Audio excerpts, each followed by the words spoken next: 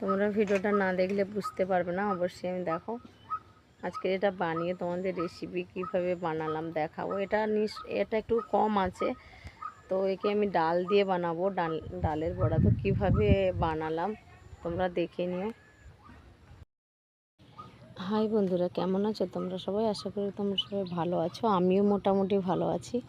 তো দেখো আজকে আমি কি তুললাম, ওই কি বলে না, খুম্বা যাকে বলে, খুম্বাও বলে, পল ছাতুও বলে।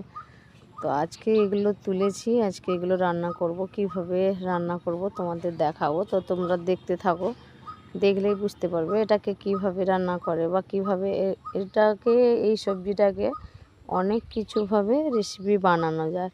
তা আমি অনেক কিছুভাবে বানাবো না, শুধুমাত্র একইভাবে বানাবো একটা। এটাকে কিভাবে বানালাম তো দেখতে থাকো, অবশ্যই তোমাদের সঙ্গে শেয়ার করছি।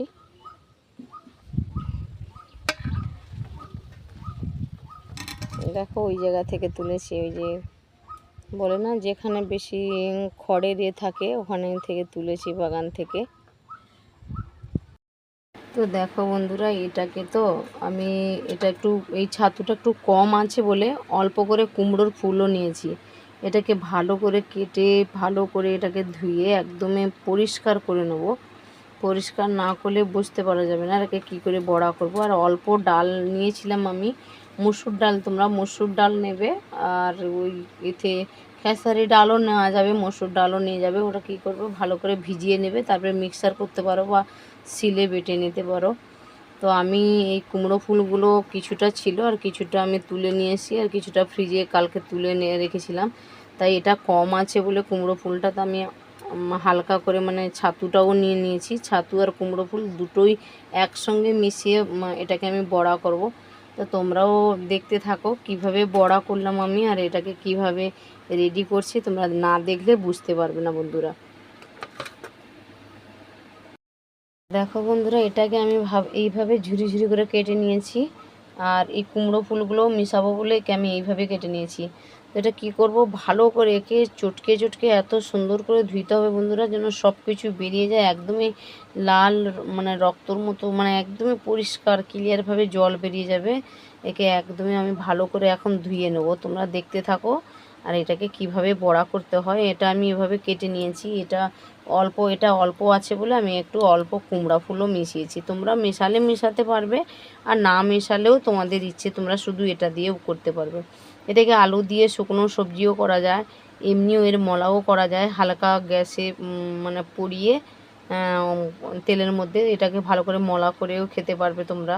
এমনিও এটাকে অনেক কিছু দিয়ে রান্না করা যায়। আজকে কিন্তু এটার বড়া করে তোমাদের দেখাবো আমি। এই রেসিপিটা কিন্তু তোমরা জানো না কি জানি না, অবশ্যই অনেকেরাই জানো, তবু কেমন লেগে থাকে তোমরা না দেখলে বুঝতে পারবে না। আমি তোমাদের বানিয়ে দেখাচ্ছি, তো অবশ্যই শেখার চেষ্টা করবো যারা যারা জানো না। তো বন্ধুরা, এটাতে বেশি জল লাগবে, তাই জন্য আমি পুকুরে ভালো করে ধুয়ে নেবো। পুকুরে ভালো করে ধোয়ার পরে আমি কিন্তু এটা পরিষ্কার কলের জলে ধুয়ে নেবো। দেখো বন্ধুরা, আমার ধুইতে গিয়ে কিন্তু অনেক কিছু বেরিয়ে গেছে, বুঝেছো? ওই ছাতুর অর্ধেকটা বেরিয়ে গেছে। তো তোমরা এইভাবে ঝুড়িটা নেবে না, আরও যাতে হালকা ছোট, মানে ঝুড়িতে যাতে না বেরোয় সেরমভাবে ঝুড়ি নেবে। দেখো আমার অনেক কিন্তু বেরিয়ে গেছে, কম থেকে গেছে। এইভাবে ধুয়ে একদম পরিষ্কার করে, দেখো একদমই সাদা হয়ে যাবে, সেরমভাবে ধুবে। আর ইচ্ছে করলে তোমরা ছোট ছোট জালি যেগুলো থাকে সে জালিতে ধুইতে পারবে। আমি ঝুড়িতে ধুয়েছি বলে বেশিগুলো বেরিয়ে গেছে। তোমরা কম জালি, ছোট সেরমভাবে নেবে, তাহলে বেশি করে বেরোবে না আর থেকে যাবে এটা। তোমরা তাহলে দেখতে থাকো, আমি দেখাবো তোমাদের পুরোটা কিভাবে বানালাম। তো বন্ধুরা, এতে আমি অল্প ডাল দিয়েছি, কেন আগের বারে আমি ডাল বেশি দিয়েছিলাম, মানে শুধুমাত্র ডালের করেছিলাম। তো এইবারে অল্প ডালের পেস্ট দিয়েছি আর অল্প একটু বেসন মিশিয়েছি। তো তার সঙ্গে দেখো আমি অল্প কাঁচা লঙ্কা আর ওই নিয়েছি পেঁয়াজ।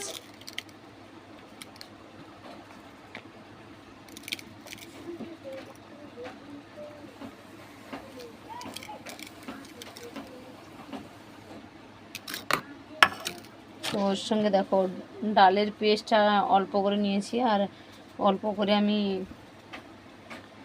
বেসন নিয়েছি আর কাঁচা লঙ্কা পেঁয়াজ ওটা দিয়েছি।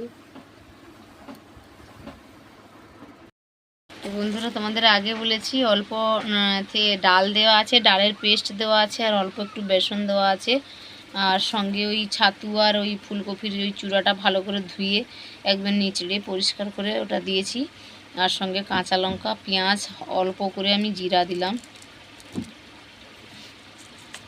বড়ার মধ্যে। আর আদা রসুনের পেস্ট অল্প করে দিয়েছি আমি।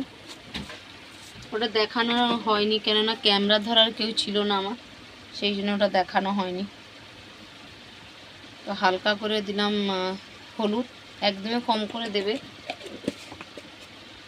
যেহেতু এটা বড়া হবে। আর একদমই কালারের জন্যে হালকা করে লঙ্কা গুঁড়া দিলাম, শুধুমাত্র কালারের জন্য। বন্ধুরা দেখো আমি মাখিয়ে নিয়েছি, একদম শক্ত শক্ত থাকবে, একদমই মাখিয়ে নিয়েছি আমি। তোমরা দেখতে থাকো এটা কেমন করে ভাজি। তো বন্ধুরা মাখা একদম কমপ্লিট হয়ে গেছে। 1 থেকে 2 মিনিট রেখে দেবো এইভাবে। 2-3 মিনিটের পরে আমি ভাজাটা বড়াটা ভাজবো। তো বন্ধুরা দেখো আমি কিন্তু কড়াটা গরম করে অল্প করে তেল দিয়ে, ঠিক আছে, একটু অল্প তেল দিয়েছি, বেশি তেল দিইনি। বেশি তেল দিলে আবার ভালো হবে না, বুঝতে চাইবে না। আমি বড়াগুলো একদমই ছোট ছোট করে তুলবো।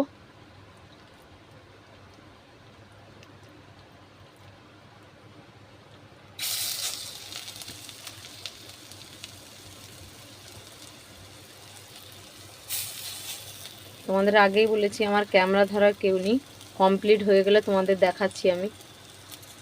তো বন্ধুরা আমি কম বড়াগুলো করছি তো তাই আমি একসঙ্গে 5-7টা বড়া দিয়ে দিয়েছি। তোমরা চাইলে কম কম করে করতে পারো, কিন্তু আমি এগুলো একসঙ্গে দিয়ে দিয়েছি, দেখে নাও। তো এগুলো একটু পরে হয়ে গেলে আমি এই যে উল্টিয়ে দেবো, হয়ে এসছে এক সাইড।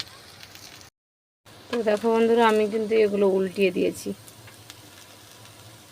একদম কম তেলে করছি যেহেতু হালকা করে বেসনও দেওয়া আছে, ডালও দেওয়া আছে। তো পুরো কমপ্লিট হলে তোমাদের দেখাচ্ছি, তোমরা দেখতে থাকো। পুরো তরি যখন তরি হচ্ছে না ভালো করে। বড়া ভাজা কিন্তু হয়ে এসছে, একদমই সুন্দর কালার দিয়ে দিয়েছে। কম তেলে ভাজা, দেখেছো, একদমই কম তেলে ভাজা করেছি। তোমাদের নামিয়ে এটা দেখাচ্ছি আমি। দেখো আমার কিন্তু বড়া ভাজা একদমই কমপ্লিট হয়ে গেছে, দেখেছো। তোমরা এটা এরম করে মুড়ির সঙ্গেও খেতে পারো, সকালে যে টিফিন করো না, এই দেখো মুড়ির সঙ্গেও এইসব বড়া ভাজা করে তোমরা খেতে পারো। পল ছাতুর বড়া খুব সুন্দর এগুলো কিন্তু লাগে। আমি কিন্তু কম তেলে ভেজেছি তো তাই। আর এই বড়াতে ছাতু মেশানো আছে, ফুল ওই যে কুমড়ো ফুল দেওয়া আছে, দেখে নাও একদমই কমপ্লিট হয়ে গেছে ভাজা।